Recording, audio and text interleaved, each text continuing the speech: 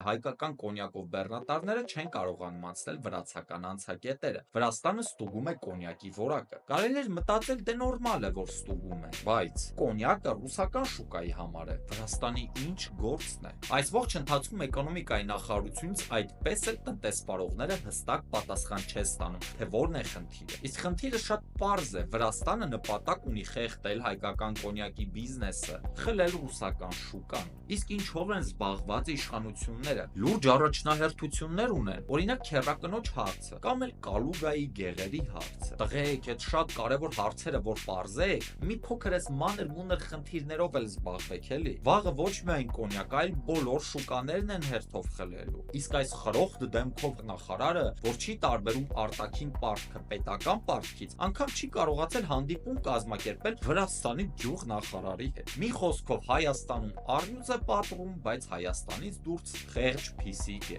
Իսկ այժմ էլ Իրանով էլ է չափազանց դժվար լինելու բեռնափոխադրումները կոնֆլիկտով պայմանավորված։ Իսկ սրանք ի պատասխան ոչինչ չեն անում։ Իսկ հետո գալու են հանդիմանել, թե բա հարկ վճարեիք ճգնաժամ չառաջանար։ Ինչպես եւ հանդիմանում էին, թե կռվեիք չտային։ Ընկերներ, հանձնողը ամեն ինչն է հանձնում։ Ազգային շահերը, հայրենիքը, բիզնեսը։ Հանձնելու բան լինի։ 2026 թվականին քո քվեն կպահես արժանի ու համարձակ հայակենտրոն ուժերի համար։